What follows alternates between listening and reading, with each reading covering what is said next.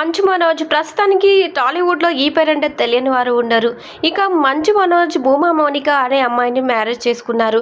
ఇక మౌనికకి ఇంతకుముందే మ్యారేజ్ అవడంతో ఒక బాబు కూడా ఉన్నారు.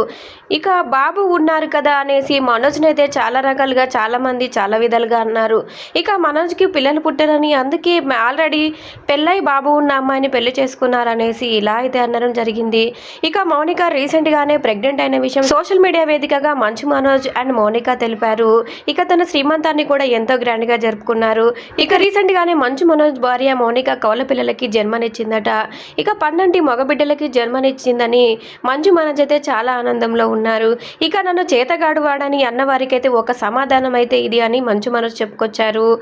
ఇంకా ఇన్ని రోజులు నాపై ఎంతో మంది ఎన్నో విమర్శలు చేశారు, వారందరి కోసమే ఈ వీడియో అంటూ మంచు మనోజ్ ఎమోషనల్ వీడియోని షేర్ చేశారు.